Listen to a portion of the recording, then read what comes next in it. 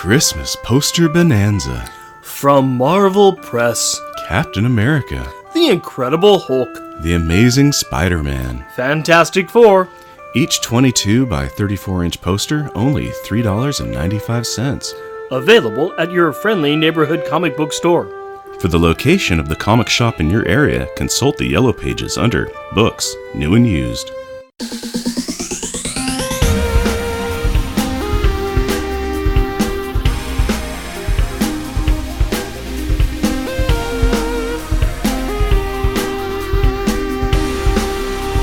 Welcome, dear listener, to our podcast. Jeff and Rick present Unpacking the Power of Power Pack, where we journey through each issue of the most underrated Marvel series of the 80s while drinking beer.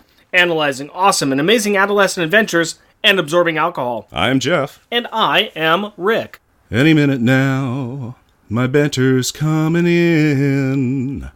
I keep checking if it's random, and it is. Random banter time, buddy. How you been? What's new with you? Well, I feel like my heart breaks just a little bit each day whenever you sing to me. Colin Hayes for you, buddy. Colin Hayes. Aw. Let's see here. What is new with me? I'm kind of starting a new secondary podcast. I'm not cheating on you. I really am not. Yeah, so says everybody who's getting a little pod on the side. Well, just a little bit. Yeah. But yeah, I decided to do something with my friend Nicholas Prom from Comic Reflections. Him and I are working on an ultra super secret little podcast that will be dropping underneath Comic Reflections. He's going to just drop it into his own pod feed. So if you're interested in that, keep your eye out for Comic Reflections. I don't know when it's going to be out, but hopefully sometime soon. You know, like whenever I can get around to editing that. Because you don't have anything else going on. No, just this show. And a lot of the show. Yeah, there's a lot of the show. There's a lot of the show. So I got more comic book stuff coming out for all of our lovely fans who are out there listening to us. Well, that's really cool. I'm looking forward to letting my ears get a peep of that. Aw, that's so sweet. How about you? What's new with you? Oh, well, let's see. Let's never let Christmas die, because this is the Christmas, it's Christmas Eve issue. Yes. And so let's just talk about some Christmas stuff that I've done. I was able to make it out to the Oregon Zoo Lights. Yay. Which is really cool, because I was thinking that was going to be done by, it's like, by the end of December it'll be done. No, it ran into the beginning of January. Woohoo! So I was able to get out there, so that's always cool. Was it crowded? It surprisingly wasn't. Oh, good. So going after the new year when everybody thinks that it's closed means that, we got parking right at the front gate. We went in, we had the place not to ourselves, but it was easy. There wasn't a lot of people. We could wander around. I was like, it was so open that I'm like, Aurora, just run around and we can follow you and you can always be in line of sight. There was never that like crush. You say that, but now that I think about it, your daughter does look a little bit different. Are you sure you grabbed the right child before you left? Yeah, I'm pretty sure she was a Chinese boy when we had her originally. Sure. Yeah. Actually, speaking of Christmas, I did bring you a new Christmas present today. Yes, you did. You brought us yet more stuff. Huzzah! Huzzah! It was a Christmas present for both of us, because Rick is trying to empty stuff out of his house where he's like, we don't need this anymore. So he's like, I know somebody who has a new daughter. I'll just push it their way. So we got some kitchen set stuff from Rick, which is pretty cool. So well, to be fair, it's not even from me. It's from my daughter. Because that's true. Yeah. I threatened my daughter that she should pack some of it up and give to Aurora. Because otherwise, I'm going to pack it up and I'm going to give it to a kid named Goodwill.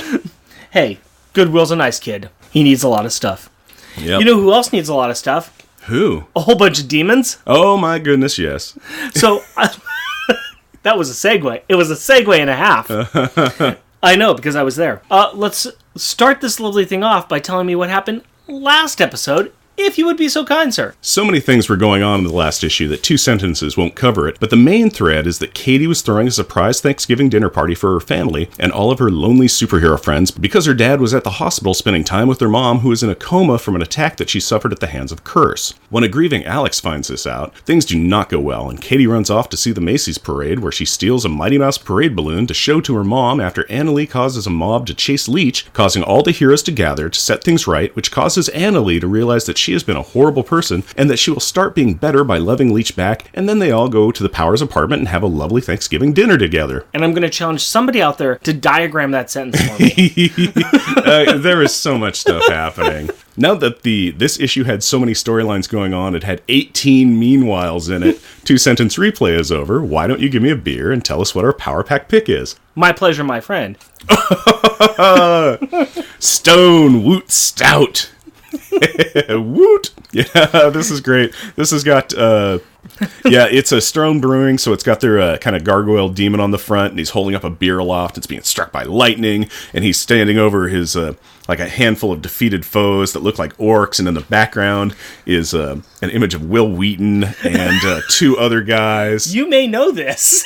Yeah, I have one of these. Yeah, in fact, on the back, it's Drew Curtis, Will Wheaton, Greg Coach, Stone Farking Wheaton Woot Stout. And a mind-blowing amalgamation of flavors. Yeah, this is the beer that those 3 guys made for Stone Brewing, which is absolutely hilarious. I liked it because of the geek cred that you get with this. Oh, and this big time, yeah. And this is the 2018 version for those playing at home. And also, the picture really shows kind of a scene that happens in this book, more or less. Oh, that's right. I entirely forgot. Yeah, this issue is called Turning Point, and spoilers, it has demons in it. Oh, yeah. All the demons. It has lots and lots and lots of demons. And I think, you can almost take that scene right out of this from the picture here. Yeah, lightning, Will Wheaton, and a demon holding a brew. Yeah, well, everything except for the Will Wheaton part. Yeah. I'm sure they might have mentioned him. Off panel. In 2013, the CEO and co-founder, Greg Koch, invited 2 respected fans of craft beer, brewing, and all things Stone to develop an intense, inventive beer capable of not only delivering immense flavor, but also serving as a fitting, singular celebration of the uber-level enthusiasm. This is something that they made, and it is 13.5% ABV and 65 IBUs. It's dark as all get out. Ooh. It's a different flavor. It's a different flavor. It's not bad. Yeah, it's just not what I was expecting. It does kind of have some fruit flavors going with it. Yeah, I want to say it's a little bit barley. I'm getting some barley. Yeah. It kind of has like a barley wine kind of flavor going. So definitely tasting the 13% ABV. Yeah, so it has that kind of imperial stout kind of taste, just because of the alcohol content, but it does have, kind of like a barley wine, fruity flavor going too. It's got a sharp kind of bite to it too, on the flavor on the tongue. It's definitely saying, hello, how are you? Woot! Woot! And it's dubbed Woot Stout in honor of Wootstock, Will's annual tribute festival to cross-genre geekdom. There's a lot to this. This is definitely a geek one. I knew we had demons in it. I liked it for the geek cred that it comes to it. And that's how I'm tying it into this book. This does, in fact, really tie in. Congratulations, my friend. Thank you very much. You tied it into this. I was very curious to see what you got. You have your beer. Mm-hmm. And I need some opening credits, if you please. All right. Power Pack, issue number 20, March 1986. Turning Point. Credits. Writer, Louise Simonson. Artist, Bob McLeod. Letterer, Joe Rosen. Colorist, Glennis Oliver. Editor, Carl Potts. Editor-in-Chief, Jim Shooter. Featuring Power Pack, Alex Power, a.k.a. G. Julie Power, a.k.a. Lightspeed, voiced by my wife. Jack Power, a.k.a. Massmaster. Katie Power, a.k.a. The Energizer, voiced by my daughter. Guest starring Maggie Power, still in a coma after being injured by Curse. James Power, a very worried husband who does not know his children have superpowers. Grandpa Power, the Power Kid's grandfather who does not take the kids anywhere this time, and bad stuff still happens. Hold on to your pants, true believers, because the action starts immediately on a New York street outside of a pet shop named Ussies. Ussies. You guys. You keys. Okay, I'm having problems with this, and it's throwing me off script. Do you know what the pet shop's name is? So, this isn't really important to the comic or anything else, but since you asked, the name is most likely Lucy's Pet Shop, and the art is just showing it with the L cut off. So. Okay, that makes sense. All right. There is an important part that you are missing out on, though. Other than the L, what's that? This. Bam, bam, bam. The store owner is invoking his Second Amendment rights by unloading a clip at... What's wrong? Besides the confusion that I had at the truncating of the store's name so that I couldn't read it in the splash page. Well, you being confused on that has made me totally blank on what you call a collective group of demons. Oh, that's simple. It's Legion. Oh, okay. All right, thanks. Well, Ed, the shop owner, is target practicing on a legion of demons on a crowded New York street, which is so legal. Apparently, these hellspawn are out on a last-minute Christmas shopping spree and have just slaughtered all of the animals in the shop. Well, almost all of them, and we'll get to that later on. And thus, the owner is a little unhappy with the stocking stuffers they left with, which consists of Eye of Newt and Toe of Frog. Thus, he's wildly shooting at demons, the same demons that are now heading to a museum, which leads me to believe that they are somewhat educated, or at least literate demons. So, hey, good on them. Not so good on them as you might think, as they are going to the Museum for the Mummy's Dust, and not for the Treasury of San Marco exhibit. Well, they don't seem that religious and not interested in material goods. You know, not everyone thinks with their wallet. Says you. These guys do seem to be busy little monsters, though. They have already set up some of the steps needed to bring a souvenir back to their home dimension, which is called Limbo. What souvenir, you might ask? Why, nothing other than Manhattan Island itself. That will just play havoc with the property values. They just need to fill up their ingredient bag with a few more items, like the aforementioned mummy's dust, and to get a source of power. And it appears that the source of the power they need comes from young, innocent babies.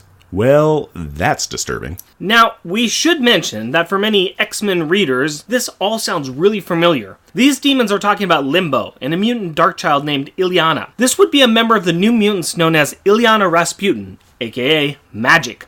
She's got a really complicated past, so we will just summarize it for you now in saying that she has the mutant ability to open portals to any place on Earth, but she must go through the demon dimension Limbo. And due to reasons, she is the queen of that dimension, master of the demons, and she possesses some magical powers. We are just scratching the surface of that character. These demons seem to have escaped from Limbo due to Magic having a tussle with our least favorite character, the Beyonder.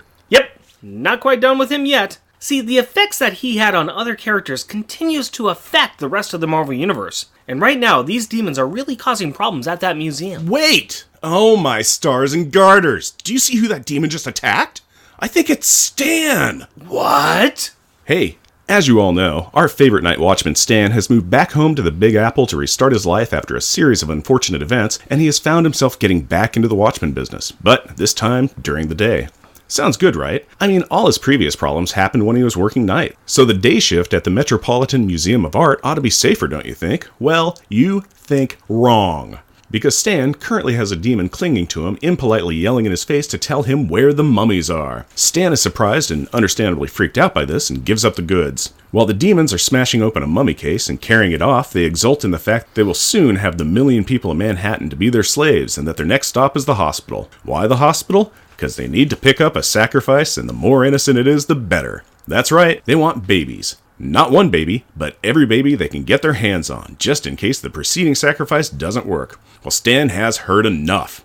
He is over his shock and steps up to this legion of demons. No way is he going to let this happen. And do you know why? Because not all heroes wear capes. Unfortunately, Stan can only get out a hold on before he gets the gray knocked out of his hair by a backhanding demon. Well, at least Stan tried. Looks like it was a bad day to be a hero, and a bad day for a day watchman. Much later that day, we find the Power Kids heading to the hospital. It truly has been a month between the book and this universe, because Jack is lamenting on it being Christmas Eve, and their mom is still in the hospital, and it's not looking good. The kids know they won't be allowed to see their mom due to their age and the hospital's strict no-loving family visitors rule, but they also know that that doesn't have to stop them from seeing their mom. So they duck into an alley, pull a Superman, and alight to the nearby window ledge. Pull a Superman? Yeah, race down an alley and change costumes really fast? Watch a Donner film sometimes, why don't you? The sneaky sad siblings silently spy on the surgeon, scientist, senior, and sleeping sickie who is sheet-shrouded and supine in her silent somnolence. The surgeon speaks simply of surrounding symptoms and some saddening science. Okay, let's parse this. Gramps is a senior, and he's in with Jim, listening to the doctor say that if Maggie's fever breaks tonight by midnight, there's a good chance that she will recover, but if it doesn't, well, she will get worse. That's what I said, ish. Well, the kids take this really hard. With all of their powers, they have no way of fighting death, but before they have time to really grieve, Crash! the demons from earlier in our story reappear, carrying fresh, organic, locally sourced babies from the hospital nursery. Those things stole babies. We've got to get them back. And away they attack. The demons are too busy arguing with themselves about who has the most innocent child for the sacrifice and if they should just sacrifice all the babies at the same time, just to make sure they get the job done right, to notice that Power Pack is attacking. Baby sacrifices? We we have made a turn in storytelling. Julie makes the first strike, snatching a baby as she flies by. Jack is not so subtle, smashing a demon into the ground with a jackhammer, causing the infant to go a-flying. Wah! Alex scolds Jack while catching the tossed tot. Katie wants to hold it, but Alex tells her that she would probably drop or disintegrate the baby if she held it. So, stop asking. Which upsets Katie.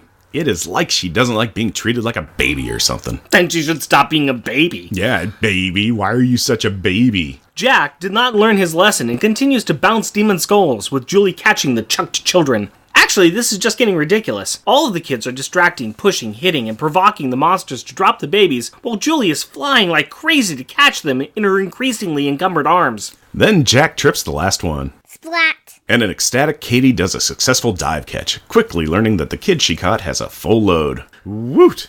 And speaking of dumping, with the sound of approaching cop cars, the kids quickly stage the infants in a safe spot for the approaching police to find, and are preparing to leave before the law shows up when Katie finds a dropped bag the demons were using for their spell components. She does some speedy Nancy Drewing and discovers a library card for Kitty Pryde. What? There's an editor's note here that says we should look at New Mutants number 36, which we have, and we will fill you in on the appropriate details. For now, we, like the kids, have to run away from the cops who just found the babies.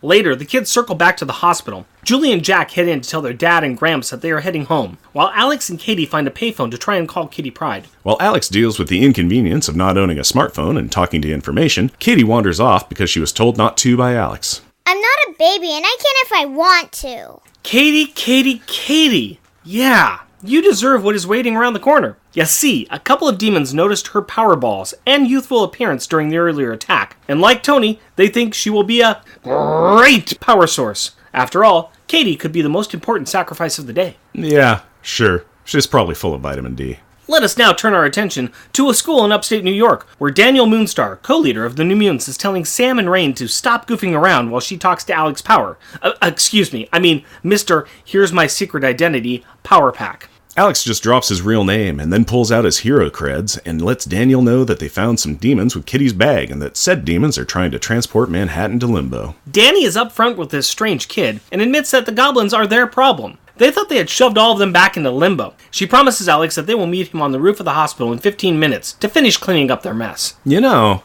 if the feds had tapped that phone and were listening in, this would have to be in the top 25 most ridiculous calls they've ever heard. At least 50. Back at the payphone, Alex agrees to this and misses seeing Katie uphold the Power Pack tradition of at least one of them getting kidnapped. This time by a mob of demons. Wait, hang on. Yep, easiest pack kidnapping yet. Just picked up off the street, and Alex missed it. Way to go, G. Way to go. So while the New Mutants get into their uniforms, let's check on Franklin and Jarvis. Why? 'Cause Franklin has to save Santa. I'm interested. Go on. Well, they're walking down the street and talking about how Franklin dreamed that Jarvis forgot the cranberries. You know, a life-threatening thing at Christmas. During this walk and talk, Franklin has a weird daydream where he sees a washed-out taxi hit a washed-out Santa. Then he sees that Santa walking into the street in real life. Franklin runs forward, yelling, pulling the Santa out of the street, saving his life. Jarvis is amazed and impressed, but Franklin makes him promise not to tell his mama, since his most absent parents think that his special dream powers are bad. With that strange interlude over, we go back to the New Mutants who are suited up and ready to go. They're shocked that these goblins are trying to shift Manhattan into Limbo. But really, what do you expect from demons? Am I right? I guess we should introduce them now. Apparently, most of the team is out last-minute Christmas shopping, so we're left with just these three members. First, we have Sam Guthrie, Cannonball. This tall blonde fella is co-leader of the team. He has the power to fly, or blastin', and when he is blastin', he is nigh invulnerable. Next up, we have the other co-leader, Daniel Moonstar, aka Mirage. This proud Native American woman has the ability to create illusions based on what she or others either desire or fear. Additionally, thanks to a strange trip to Asgard the team recently had, she was kind of adopted by the Valkyries, or, most importantly, Mirage was befriended by a Pegasus named Brightwind, and now has become a Valkyrie. Naturally. Hey, I found a horse. You're a Valkyrie. Yep. This means that she has the ability to see and interact with death. I am not kidding. Comic books. Love them! Finally, we have Rain Sinclair, aka Wolfsbane. Her mutant power is the ability to turn into a werewolf. Which, all things considered, is probably the simplest thing to explain. The three mutants race over to the hospital to meet up with the pack, who are not pleased that the New Mutants are kids. Hello, Pot. Meet Kettle. Alex explains that they are missing their youngest sister, which is his fault. Kind of like... Wait. I know this song. It's my fault Mom got hurt. Yeah, and dying. And this last admission causes Mirage to become interested. After a quick peek into Maggie's hospital room, Mirage confirms that there is a death glow around the paralyzed parent. Wolfsbane argues that Mirage should fight death for the Power Kids. Mirage is trying to explain that as Valkyrie, she should be trying to collect the dead, not fight off death, and that she can't fight death for everyone. She's also arguing that they need to stop the demons. They are the bigger threat. Cannonball steps up and points out that Wolfsbane, Power Pack, and he could save Manhattan while she fights death. That seems like a fair trade? Well, if she has enough quarters, she should be set. Huh? Gauntlet reference. Don't worry about it. Mirage and Brightwind fly off to battle a floating visage of death, while the 5 remaining heroes develop a plan to find Katie and the demons. The plan starts with Wolfsbane transforming into a form that can track the missing girl. Holy cow! You're a werewolf! There are 2 stories that occur during the rest of this book, the death fight and the demon fight. In the comic, the narrative flips back and forth. For our retelling purposes, we will handle one at a time, starting with the death fight. Mirage approaches the hovering visage of Death. In this form, Death is dressed in a large dark blue robe with matching wings and hair. Her skin is like porcelain, and her face is beautiful. Death is angered that Mirage is here, and starts by calling her a false Valkyrie. Ding, ding, ding, ding. All right. In this corner, we've got Death coming in with a blue robe, and for 40,000 million tons, it's Death!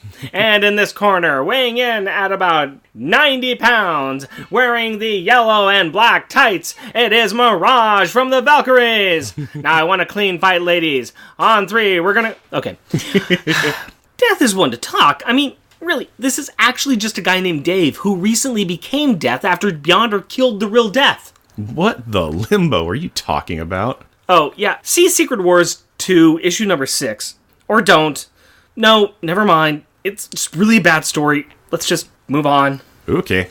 Death at first thinks that Mirage is trying to take Maggie's soul, denying Death her due. Mirage counters that she is here to fight for Maggie to continue to live, and attacks Death by showing her what she fears most.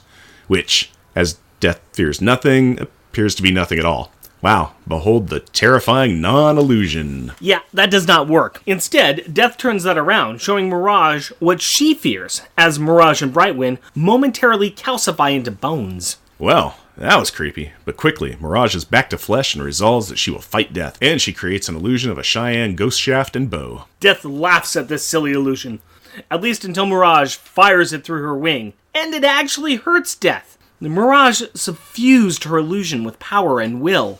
At that moment, the hospital and a majority of New York lose power as a result of the other battle that is occurring. This provides Death with strength and power. It also causes the spirit of Maggie Powers to leave her body and start drifting to beautiful death. Death swings at Mirage, who instinctively dodges away from the touch and begins to fall off her flying horse.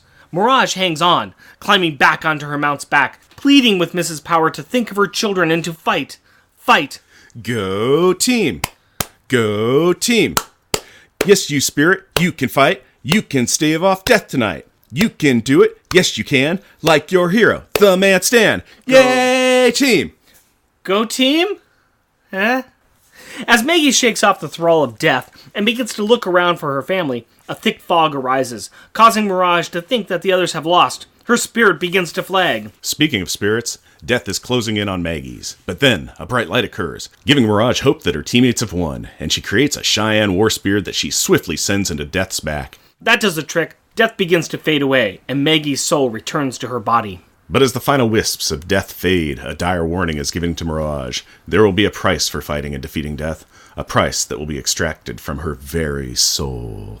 Meanwhile, earlier in the book, home of the fighting competing storylines. As Wolfsbane begins to follow Katie's trail, the demons have assembled on the Empire State Building, with Katie tied up as their centerpiece. She is all powered up, locked up to the base of the tower, and ready to go nuclear.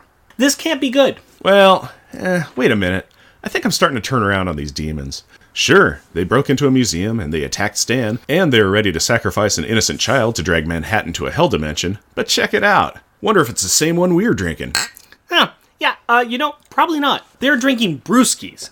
But the first thing I see as a problem is that they are drinking a definite homebrew.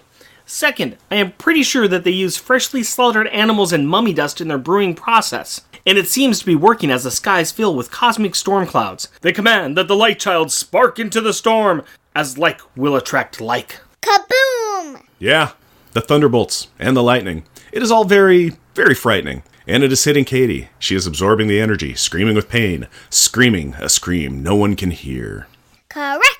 The combined team of Unpack, or Power Mutants, is racing up to the top of the building. But before they can make it up to the top, the eldritch energies have caused the city to go dark. And as the child warriors crest the top of the tower, they see the Energizer, crackling with energy, surrounded by the demon horde who are cheering the combining of Limbo and Manhattan Island. This is not over for the young heroes. They will not leave the Energizer to this fate. So what if there are 50? We can't just leave her there. I know we gotta save her, but against this many, I don't know if we can. Lightspeed and Cannonball slam into the demons with Maskmaster hammering their heads and Wolfsbane going feral and wolfy. And G is just kinda hanging out in midair. Cannonball is noticing that the shoreline is glowing with lightning and posits that the island is moving out of phase with Earth and into phase with Limbo.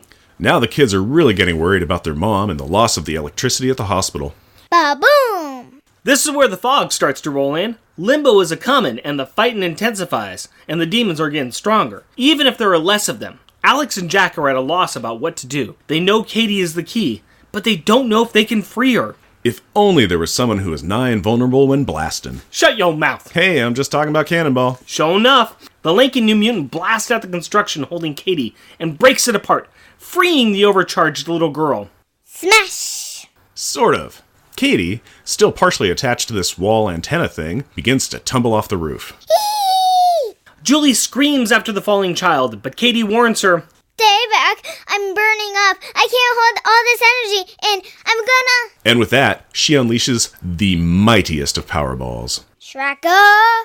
Boom! and the Manhattan skyline lights up as the connection to Limbo is broken.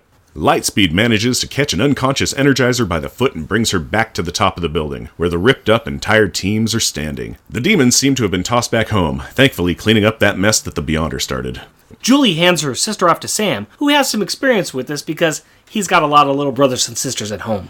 They can see that she is still breathing, but before they can head off to the X-Mansion's infirmary, Katie wakes up and says, Ferris Bueller, you're my hero. What? No. She actually says, I'm not a baby, only I'm real tired. What happened? Part of the magic of the demon ceremony meant that she has no clue what has just happened, which is really good because she has had more than enough horrible stuff happen to her recently. The pre-adult adventurers fly back to the hospital to check on the Power Mommy and Mirage. Danny is resting next to Brightwind. She sends the older three Power Kids down to peek into the window while the New Mutants watch over the sleeping Katie. They overhear the doctor expressing amazement at the immense improvement in her condition. She is actually fighting for her life. The doctors chalk it up to a Christmas miracle. Jim is just overcome with relief. This is good news. He can actually tell the kids that their mom is getting better. Outside, Jack, Julie, and Alex share hugs and tears at this reversal. Back up on the roof, the two teams are saying their goodbyes to each other. Sam offers up their danger room for the Power Pack to visit.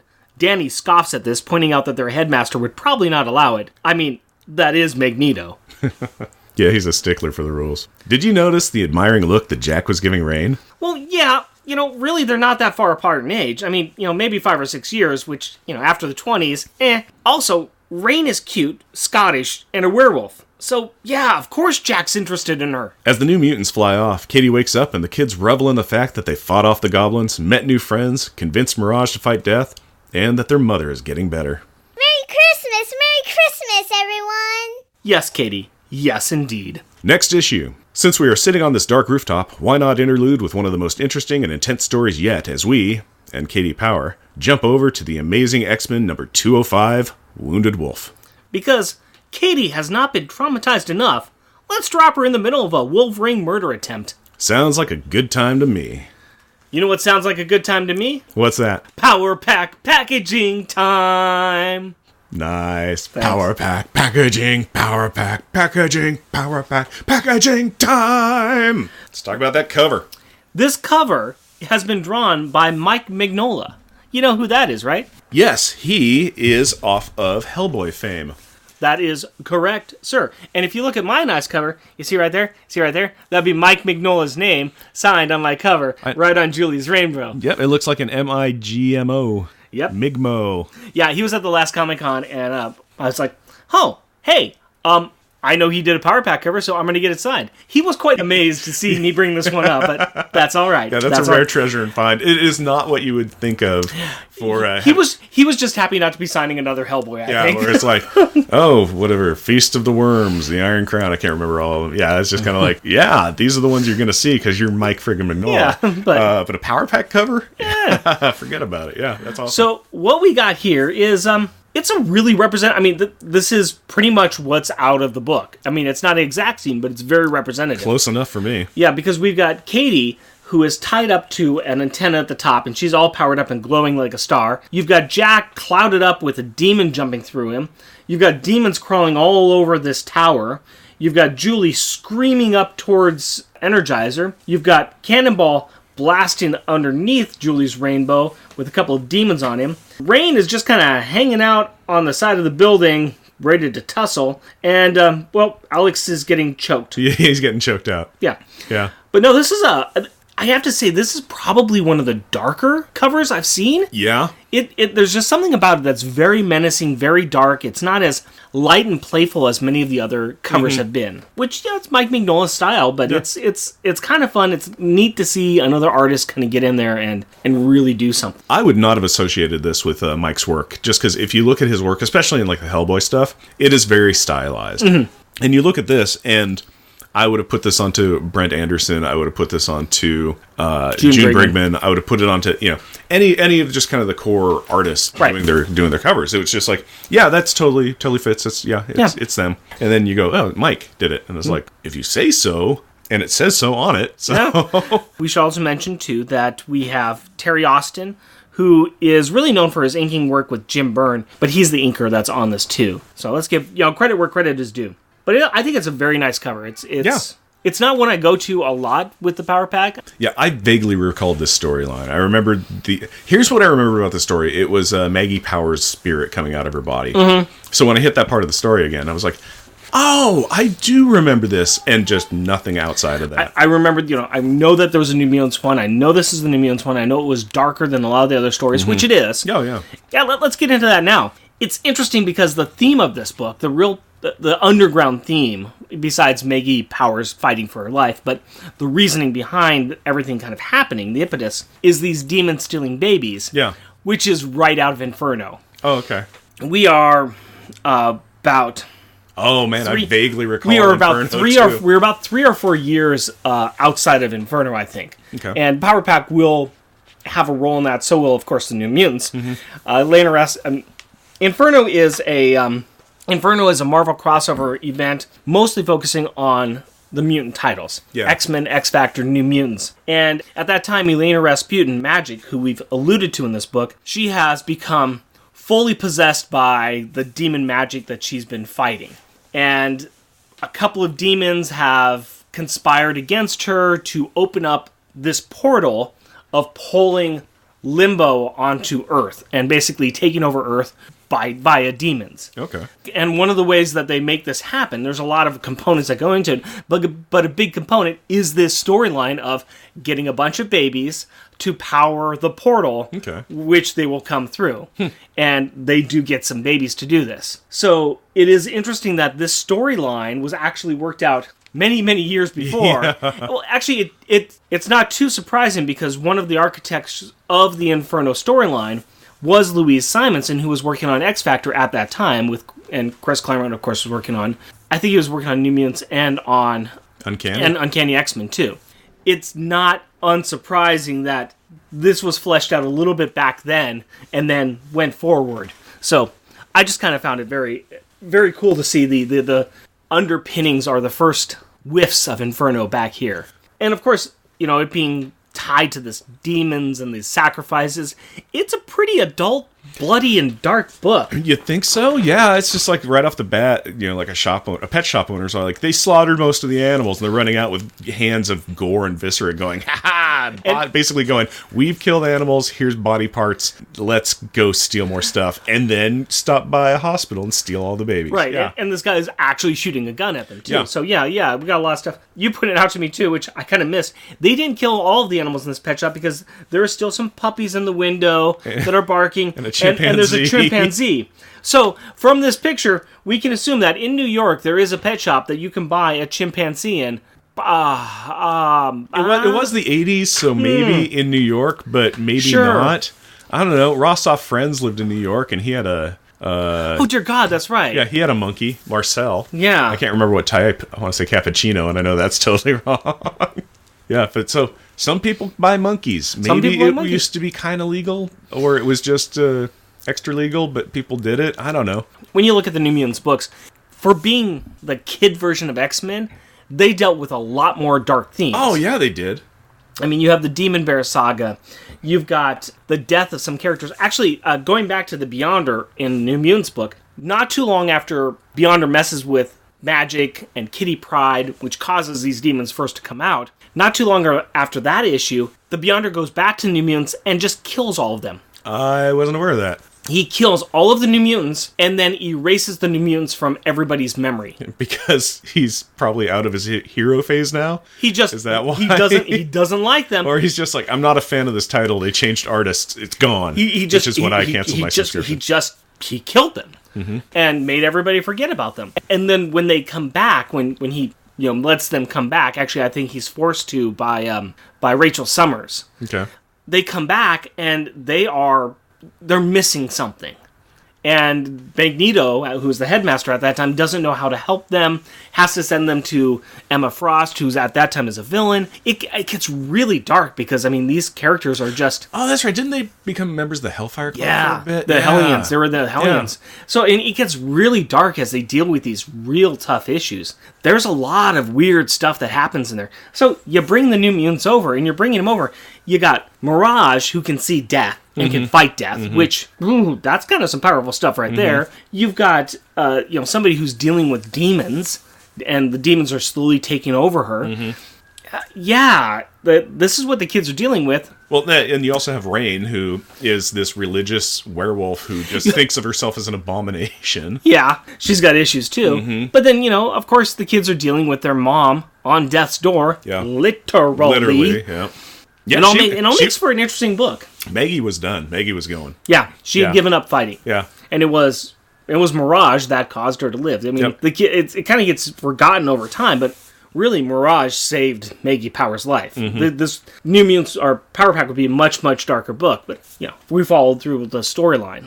Another, talking about the dark and bloodiness, this is one of the times where you really see not only New Mutants, but also Power Pack get really damaged by the fighting they're doing. The demons really cut them up a lot. Yeah, their uniforms got ripped up. Their bodies got scraped. Yeah, it wasn't any like horrific injuries, but there was damage being done. There was, like I said, clothing torn and abrasions being caused on skin, which was pretty interesting because you don't see that.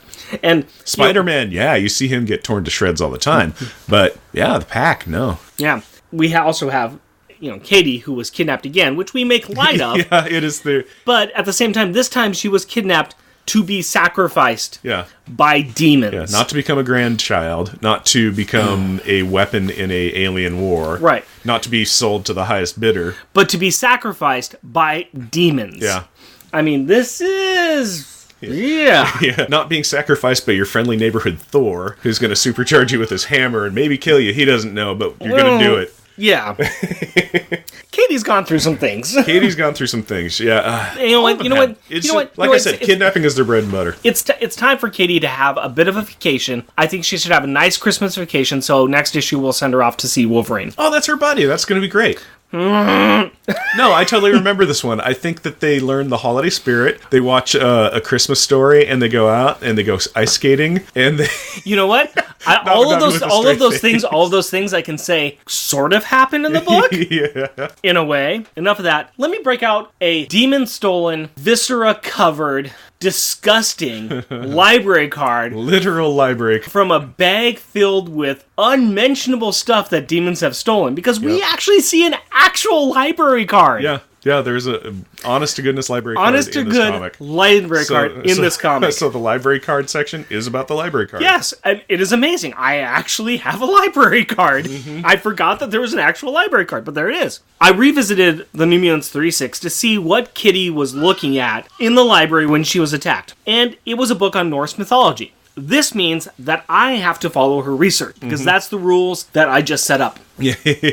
So Kitty's looking at Norse mythology because in one of the recent X-Men New Mutants comics, they did a journey to Asgard, and it's an amazing crossover story. The New Mutants Special and Uncanny X-Men Annual number 9. It's one of my favorite stories. It's really cool. But they kind of get kidnapped and taken to, or some of them get kidnapped and taken to Asgard. Some of the other X-Men New Mutants go up after them to find them and to rescue them. And wackiness ensues. There's a lot of things that happen during that. Some of the things are Wolfsbane actually falls in love with a wolf prince in Asgard. Oh. Yeah, and she almost stays because of that. Oh, that's cool. In fact, that's the impetus of a what if story that is also amazing. Those 3 issues, the 2 main issues and the what if, 3 of the best. They're really great. Magic actually enjoys being there because she learns a lot of magic with the Enchantress. And this is also where Danny Moonstar, Mirage, as she gets separated off from the mutants, she finds herself in a field full of Pegasuses. She saves one of them, and that's Brightwind. And that's how she kind of gets chosen to be a Valkyrie. We are not kidding that this mutant, who has this power of illusion, she has the ability to see and fight death because she is a Valkyrie. She has been chosen as a Norse myth Valkyrie, which is crazy, but that's comic books. I'm assuming she is doing this research to help Danny Moonstar understand her new role as Valkyrie. In tradition, Odin had maiden attendants. These are the daughters of gods, mixed with immortal strain. They're armed and mounted warlike virgins. They waited tables in Asgard and kept the drinking horns full. Their chief duty was to go to the battlefields to decide, per Odin's bidding, who would win and who would die. They also carry the dead to Odin. When they ride forward, their armor sheds a strange flickering light over the northern skies. This is what is known as, I thought you would like this, Jeff, the Aurora Borealis. Yeah. I read that and I thought it was pretty cool. Yep. What does Valkyrie mean? Well, Val means slain, and the Curie, that means the chooser. So Valkyrie is choosers of the slain, which is also kind of where you get Valhalla, which is the Hall of the Slain, and that's where the Valkyries brought the heroes to, is Valhalla. Now, any hero that was doomed to die would see this following poem. Maidens excellent in beauty, riding their steeds in shining armor, solemn and deep in thought, with their white hands beckoning.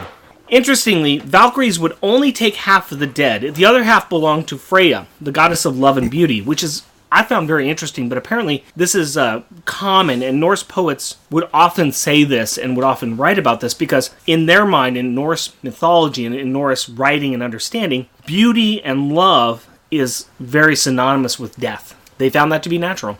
The Pegasus, in the research that I did, which I did do research, and I'll show you the books that I did research on this all on, I also looked up Pegasus. Now, Pegasus is really not found in Norse mythology. It's actually Greek mythology. They're the winged horses of the Muses. They're born of seam foam and the blood of the slaughtered Medusa. They really don't belong in Norse mythology, but, you know, Chris Claremont thought it would be kind of cool. So It's cool. They look neat. It's awesome. It's nice. It's all in that yesteryear, throw it all together, mishmash. The 2 books I looked at were Mythology, Timeless Tales of Gods and Heroes by Edith Hamilton, and Bulrich's Mythology. So I'm going to take pictures of both those books, and I'll have them on our website to show my research.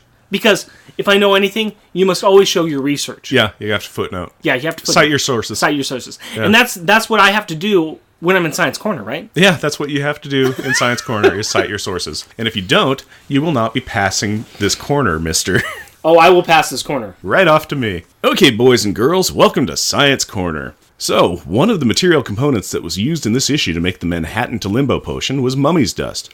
So, let's talk about mummies. First of all, why did the ancient Egyptians mummify their dead? Well, the ancient Egyptians believed that when someone died, their soul left their body. The soul would then return and be reunited with the body after it was buried. However, the soul needed to be able to find and recognize the body in order to live forever. Hence, the mummification process was developed and performed by embalmers. The chief embalmer was a priest wearing a mask of Anubis, the jackal-headed god of the dead, and he would follow the step-by-step process for mummification to take place. 1. Insert a hook through the nose and pull out the brain.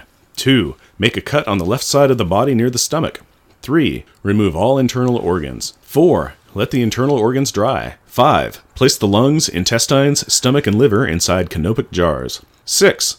Place the heart back inside the body because it was believed to be the center of intelligence and feeling, and the man will need it in the afterlife. 7.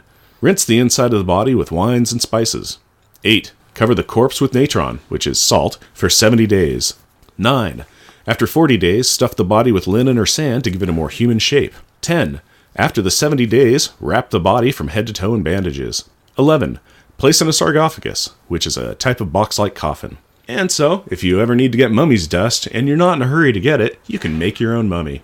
And that's Science Corner. Jeff and Rick present do not endorse any at-home embalming or mummification or serial killer type behavior. Let's talk about final thoughts. Alrighty. Refrigerator Gallery. This is where we talk about the pieces of art in the book that need to be on our family refrigerator. Jeff, I actually have something kind of fun for you because I actually am doing a call-out or a picture that I think is what I believe one of your picks will be. Yeah? Yeah. I'd like you to turn to page 21, and I'm saying, based upon the type of pictures you've chosen in the past, I believe in the top middle, there is a picture there that is somebody that is just whitewashed out, and we only see shade and white color of Danny getting kind of blinded by this big flashing light that gives her hope for the future. That's the kind of picture that you picked in the past. Okay. I'm just saying, I think you might pick it now. Okay, so everybody remember, page 21. You can tell me now that if I'm right or wrong. You are wrong. Okay. Yeah, so people don't remember it because I didn't pick it. Yep, this is not on any of my lists. Still is very nice, though. No, it's a great photo. Yeah, no, there was a lot of really nice art in this one. All right, that was my guesstimate. That was a great guesstimate, but sadly, no, that didn't make any of my top lists. Well, then tell me your funny one, my friend. My backup joke one is on page 11, and I called Sockless Sam. Okay, I got you. I see what you're putting down. Yep, it's in the upper left-hand corner, and it shows the New Mutants, and they're leaving the X-Mansion, and they've just been putting on their costumes to get going. And Sam Guthrie, a.k.a. Cannonball, is last one out, and he's pulling on his boots, and one of his boots is halfway on, and the other one's in his hand, and he doesn't have any socks on. Or at least his right foot has no socks, so Sockless Sam Guthrie. Sockless Sam Guthrie. Fair enough, fair enough. Page 7. I call this one Stinky Poo. There's a lot of good things here, but Yeah. I didn't have this one. I'm picking this one because they've caught all the kids. Julie's placing them on the ground. Alex is holding one. Katie's holding the one that she caught. There is this waft, or this scent smell. Yeah, the wafting scent. Yeah, the little coming, wavy lines. coming up from the baby, and she's saying, "I will not yuck, he needs changing." No, that didn't make my joke one. I thought about that, because that is pretty great. Yeah. Yeah. What do you got? My actual joke one is on page 8, and I call it Cancer Stick. Oh, dear. And can you see why I call it Cancer Stick? It is in the second top left, and it's when Jack and Julie are going to run into the hospital to go tell their folks that they're going home, and Alex and Katie are going to go, make a phone call to the X-Mansion and talk to, Kitty Pryde. And Katie is just in the background. Hang on a second. We need to explain this, because there's a lot of other pictures that have come up beforehand where this is Christmas time. It is cold outside, so whenever they're showing the kids talking, you're always seeing some breath in front of their faces. Yep. So they've been drawing consistently breath in front of the kids' faces because it's so cold outside. Go on. Okay. Katie has found herself a twig, as kids will do, or a little stick, and she's holding it in her mittened hand and blowing a smoke circle from her cancer stick, because it's not a cigarette, it's a stick, and her breath is being the smoke. So I saw that and I'm like, yep, that's fantastic. What's funny, so many things. What's funny is I remember doing that when I was a kid. Oh, yeah. And it's one of those things because we saw it on other media. Wow. Oh my gosh. You know what? It's true. We were influenced by a lot of the images we saw, which is what cigarette companies wanted at the time. And so, it looked cool to blow smoke rings, and that's what Katie's doing. Yeah, she's pretending she's smoking and blowing a smoke ring. Yep, it's all, smooth, refreshing twig. Ah, Newport. Yeah. All right, what's your real stuff? Backup. Page 14. I have got my backup one. Danny being grabbed by death, which is the bottom middle panel. You see the giant hand of death coming up and engulfing both Danny and Brightwind. And you see kind of the rough ghost outlines of their bodies, and you see the bones underneath, and it's... Yeah, that looks really great. I mean, the next one, it's just Danny sitting there as calcified bones, but disintegrating. But that one hand just grabbing both of them and them starting to disappear, it's kind of frightening. No, that's great. No, that's really good art. What do you got? Well, my backup is on page 16, and I call it Crack. And it is in the bottom left-hand corner, and it is a cityscape. It has the Empire State Building and the Twin Towers, and it's all in black, and you can see a tiny little Jack and a tiny little Julie and a tiny little Sam Guthrie flying, leaving their trails behind them, and the top of it has a Karak and a lightning bolt, backlighting the city. I really like the way that looked. I like how it gave scale to the heroes, and it showed that, like, hey, this is a city, and this is huge. And, I just like the blacked out city and the lightning. I thought it looked really cool. All right, for my number one, I'm going to go forward to page 19. And this is going to be one of these times I'm going to cheat a little bit. I'm going to say 2 bottom panels. Okay.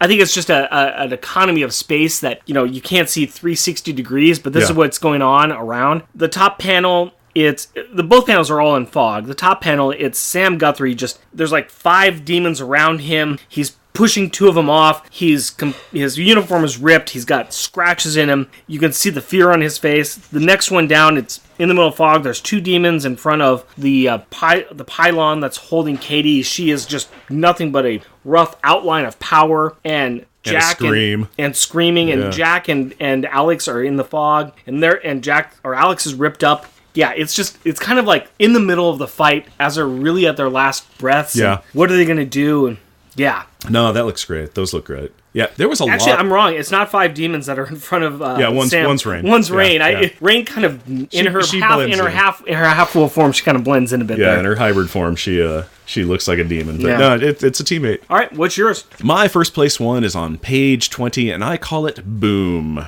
Oh yes. Yep, it is the bottom panel. And I must be liking the city outlines with something going on behind them, because it is showing like all the buildings of New York and in black, and then they're just being illuminated from behind by Katie's giant power ball that she uses to when she unleashes all the mystic energies in her, which separates Limbo from Manhattan and puts Manhattan back into 616 again. So yeah, No. and just the entire background just goes boom. So yeah, and for being a very small panel too, it's pretty, a tiny panel, it's but pretty I just impressive. really like the way that it looked. Let's move on to rubber and glue moments. Let's talk about what was the best or most childish insult. So backup. What do you got for backup?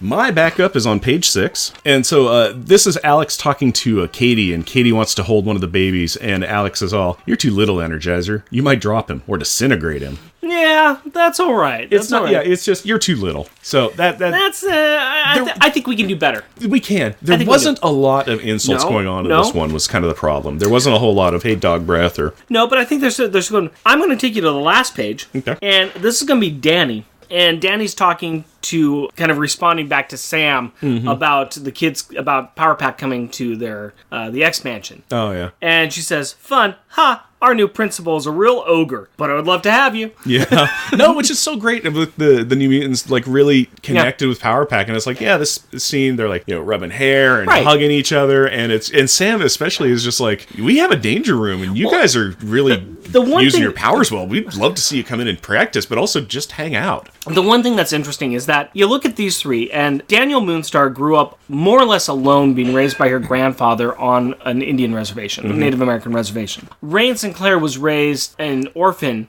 and she was raised by a minister on a Scotland island. A real fire and brimstone type of guy. So she grew up in a very, very registered, very controlled, real regimented, controlled environment. And she didn't have any brothers and sisters. Sam Guthrie, the Guthries, most of them are mutants, but he's got tons of brothers and sisters, and he's the oldest one. Yeah, if you're looking at a mutant, a superhero, you're looking at a Guthrie. so really, Rain has always been very open with other kids her age, because she's more scared of adults than she is kids. She loves her teammates. She loves her brothers and sisters that she has as teammates, and she loves other kids. Sam Guthrie, he's no problem with kids. The one who's pretty antsy and the one who's usually really standoffish is going to be Daniel Moonstar. But I think part of it is being around the mutants has caused her to be more accepting and more inviting of other people. But she is going to definitely be more accepting of other kids than adults. She really also goes against adults. That's cool. What's your top one? My top one is on page 24. Go for it. Make me proud. Yeah, it's after, it's at the end, it's after they've gone back to the hospital and they found out that their mom's going to be okay. It's right there. The panel is second to the end, and Katie's waking up, and they're telling her everything. Everybody's telling her what happened, and Katie's all, we did? And Julie's all, yeah, sleepyhead, we did. So I just You are going for the soft ones this time. Yeah, I'm playing softball. I'm playing wiffle ball this time. You're playing wiffle ball. Yep. I would like to turn your attention to page 12. Okay. All right? So on page 12, and this is a rare burn from Mr. Alex at the top. You're the New Mutants?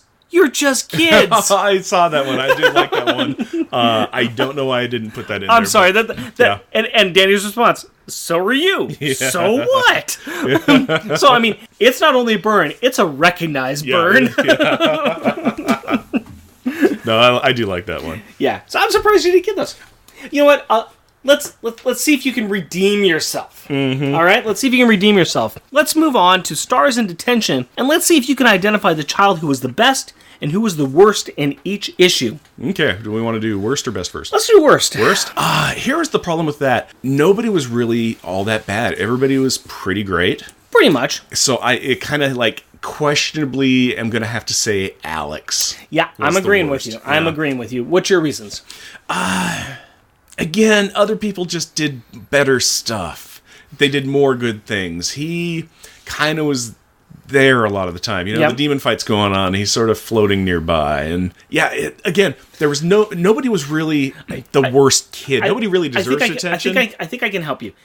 He did some really uncalled for sniping at Katie at the beginning. There's that. He was telling her, "Oh, you can't hold the baby. You're going to disintegrate it." Trust in your teammates, Alec. Yeah. And then. But that being said, too, it's like I've got a neighbor who's a 5-year-old who wants to hold my baby, and it's like 20-pound kid's a lot of weight for a 5-year-old. That's fine. Yeah. But you're in the middle of saving kids from demons. Mm-hmm. Okay? And Julie's getting her arms full. Yeah. Julie is going around. Yeah. Let's be reasonable here, okay? Yeah. If there was a fire and one of those kids came over to take your baby out of the house, let's think this through a bit it's here, true. okay? That's very true.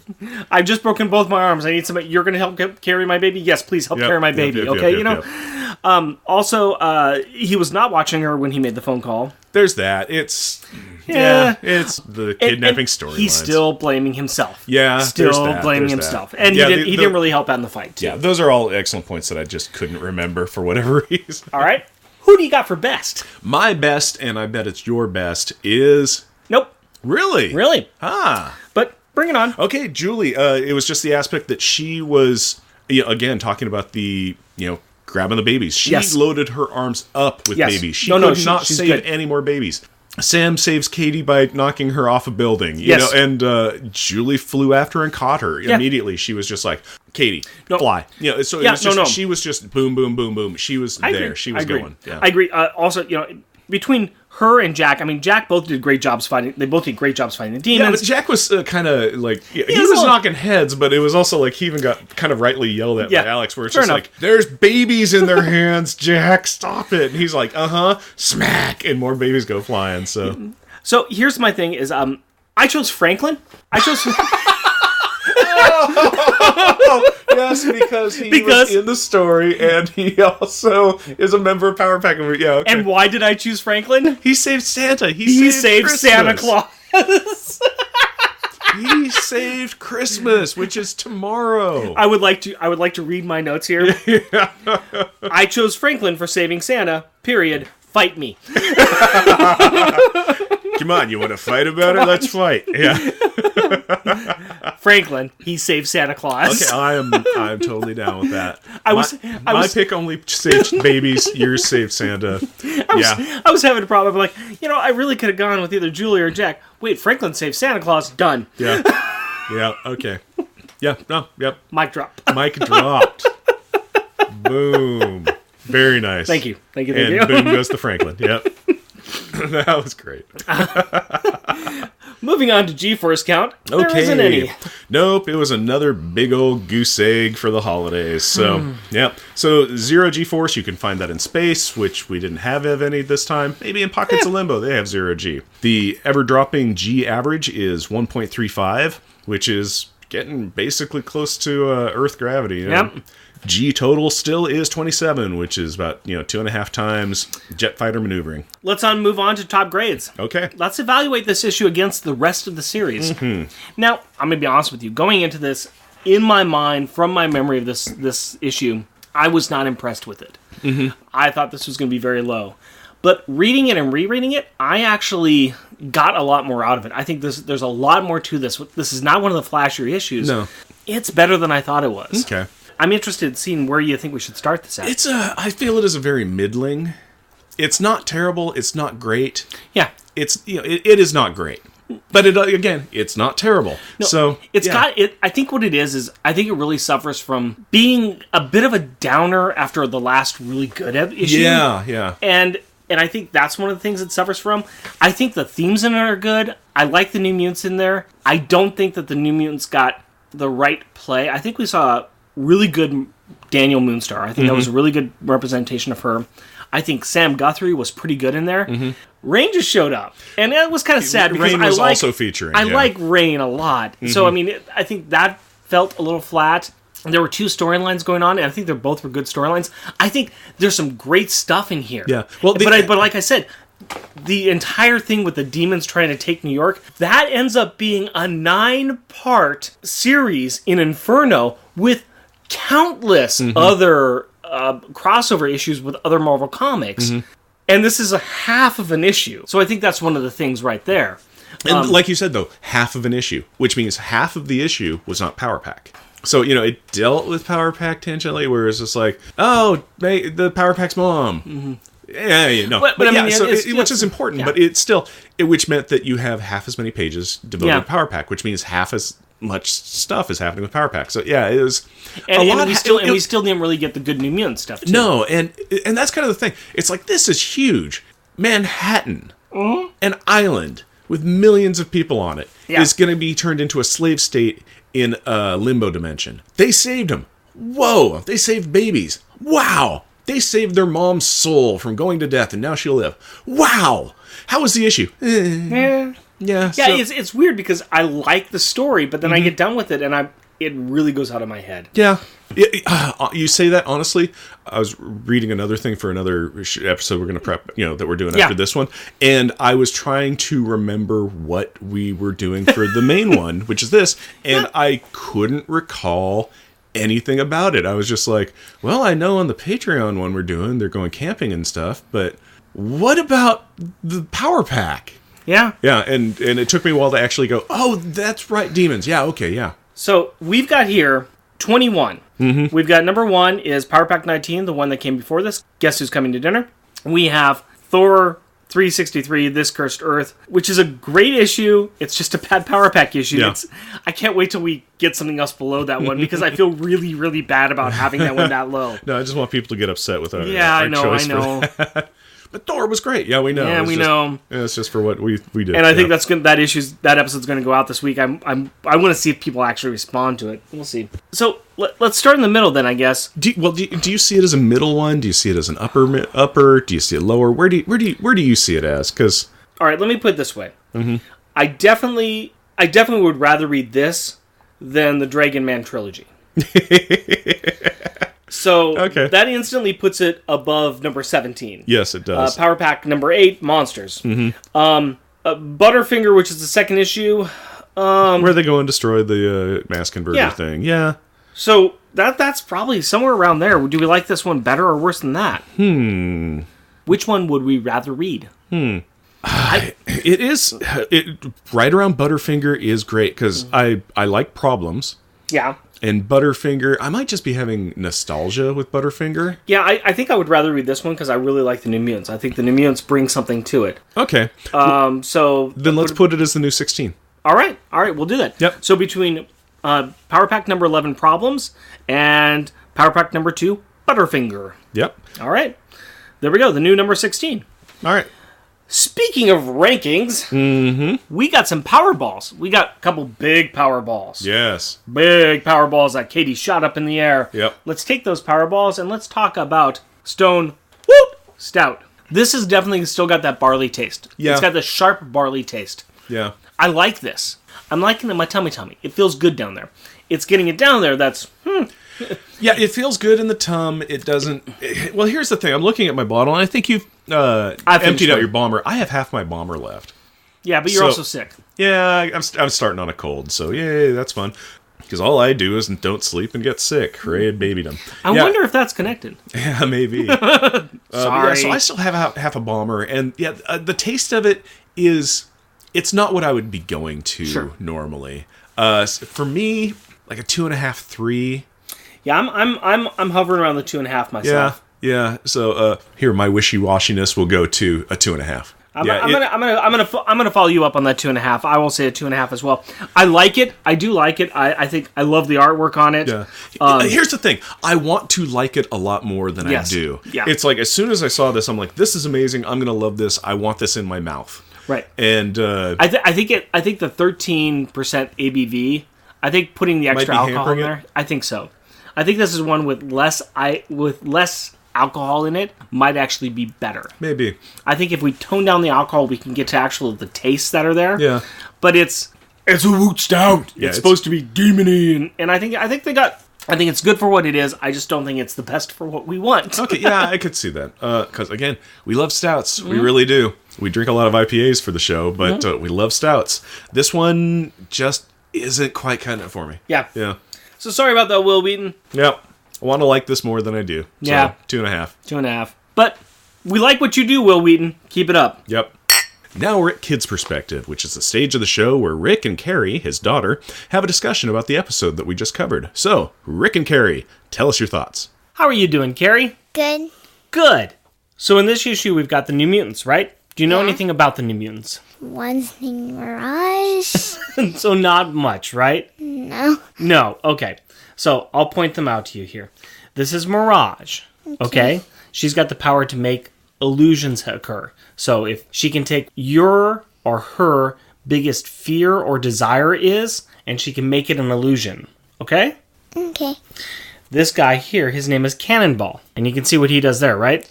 Yeah. What is he doing? He's flying. Yeah, and he's kind of got this field around him too, right? Yeah. Yeah? Yeah. When he's flying and he's got that field around him, he really can't be hurt. Okay? Okay. And then this is Rain Sinclair. She's also known as Wolfsbane. And you know what she does, right? She can transform into a werewolf. Yep. Yeah. What is that? A Pegasus. And what's her name? Brightwind. Brightwind. Right. Kind of like Swiftwind from Sheer. Yeah, that can work fine. That would work fine. Tell me about this book. What's going on with this book? What do you remember from this? There's these monsters. Right? They have horns.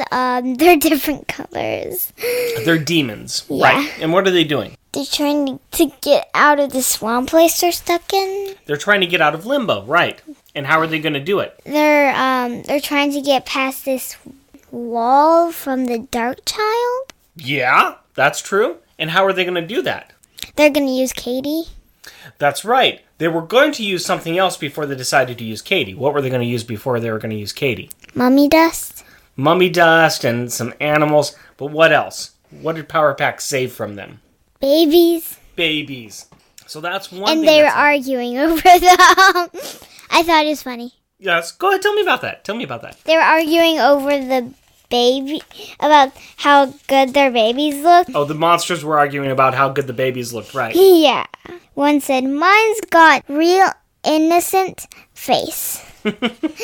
Power Pack stopped them from doing that, and then the demons went and they kidnapped Katie to use Katie instead of the babies, right? Yeah. Yeah. What else is happening at the same time as all of that? What's Mirage doing? Who's Mirage fighting? Dark Angel. Yeah. Death, right? Yeah. And why is she fighting Death? Who's she trying to save? The Power Pack's mom and everybody who might go to death. Right. Death. And in this case, it's mostly Maggie Powers, right? Yeah. Yeah. What do you think about that? Deep. Yeah, it is kind of deep, isn't it? Uh-huh. Did you understand most of it? Not really. Not really? It kind of is confusing when it's dealing with something really deep. I don't really pay much attention when it's deep. Okay, that's fair. You know, you can always ask me questions, right? Yeah. Did you enjoy the comic book? Yeah. Why did you still, even though some of it was deep and you didn't understand it, why did you still enjoy it? Because it had lots of action. Okay. It did have lots of action. There's lots of fighting going on, wasn't there? Mm-hmm. And that's kind of neat to see. They do a good job with that, don't they? Uh-huh. Is there anything else that you really liked from the book? In this one part, Mirage was talking on the phone, talking with Alex. Yeah? Wolfsbane. She turned into a wolf and was pulling on a stringy. Yeah, she was pulling on something that Sam had, right? Yeah. That was kind of funny, that they're just kind of roughhousing around, aren't they? Uh-huh. Sam and Rain, they act like brother and sister sometimes. I'll show you those comic books. I've got those comic books with them in it. Anything else you liked in this book? Not really. Okay, is there anything else you want to say before we go? The comic book's cover was really, had lots of action, just like it suited the book. Yeah, it is a really good picture of what's in the book, isn't it? Yeah. Yeah, and it's really action-packed. The guy who does this, he does a lot of action type of covers, so it's kind of cool seeing a different artist doing a cover, isn't it? Mm-hmm. Yeah. All right. Well, thank you very much. I appreciate your time. I love you, Carrie. Love you too. Shout out time! We love to recognize all of those listeners that we have. We know you're out there, we see your numbers, and we really respect you. We also want to thank you for writing into us, leaving us reviews, or just recognizing that we exist. So on Twitter, Craig McNichol, Matthew Birdsey, Osvaldo Oila, Longbox Crusade, Vertiguys, Jared Albrecht, G.A. Sanchez, Sailor Bear Zodar, Greg Aruja, Warlock Thanos Podcast, CH0, Tim Price, Secret Wars and Beyond, The Hammer Strikes, Comics in the Golden Age, Charles Gears, and our buddy Alexander. and then moving over to Facebook, Jeff Pullier. that's your name. Michael Neritz, That's not my name. Al Sedano, Nicholas Prom, Jesse Elizondo, Michael Anthony Carroll, Shag Matthews. and I would like to wish a very happy birthday to Jeffy. Yeah, it's coming around the corner. Watch He'll me be coming age in around place. the corner and we come. Yeah, you'll be coming around the corner as you age. You'll be coming around the corner as you age. There goes your knees and there goes your back. We hope you liked them when you were younger because they're going away now that age is coming around the corner. Yeah. Enjoy that I hair. can't sing. Enjoy that hair in your ears, okay?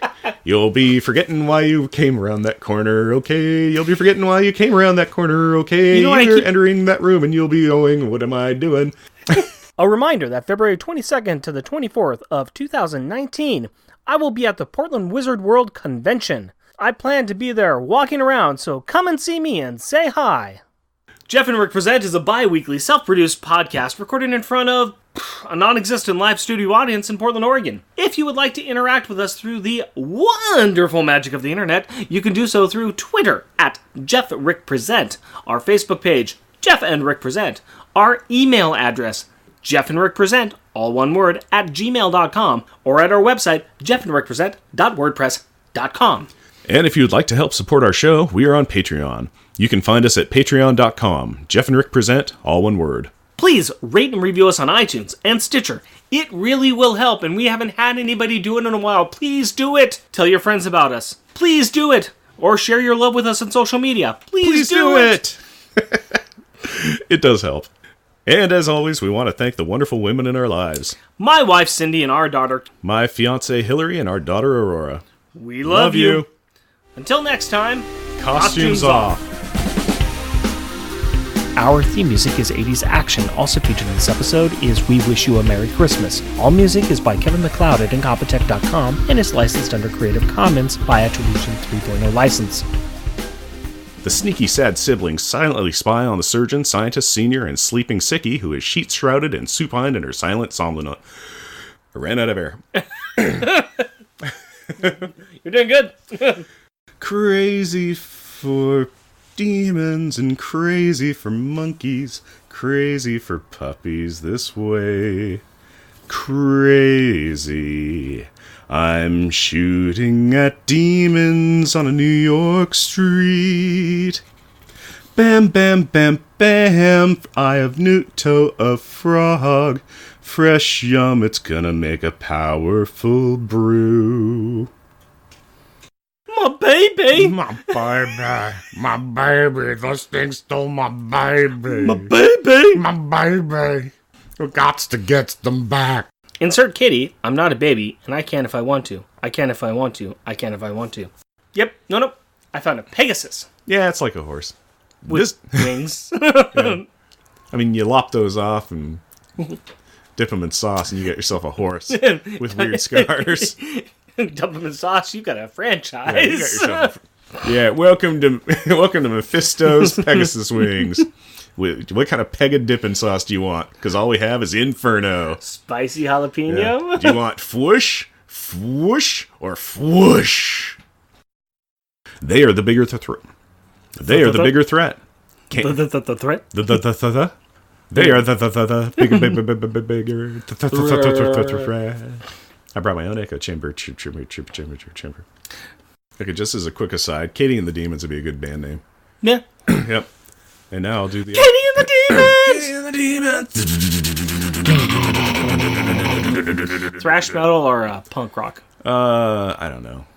No, actually, Lilith Fair. Yeah, I was thinking it would be like the Japanese like lolly metal. No, I'm thinking Lilith Fair material. Okay. Yeah, Katie and the Demons. And wow. Okay. 32-minute long songs. Yeah. Yeah. Okay, back to script. Mirage counters that she is here to fight for... Yeah, I had it right. Maggie counters that she is here to fight for Maggie. Nope. Try again. Dang it. One of them counters that the other is here to fight for the one that's not healthy.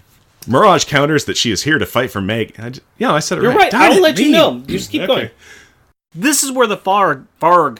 This is where the Farg and Farg. Yeah, well, Farg. it's when they have that kind of mist in Fargo. In Fargo. Yeah, they call it You Farg. betcha. You betcha. Yeah. Oh, it's pretty fargy out. Pretty yeah, fargy. really fargy. Really fargy. Fargier than most. Fargy. Oh, wasn't Fargy in the Black Eyed Peas? Yes, she was. She was also Princess Fargy. Now on to Power Thoughts. Footnoted.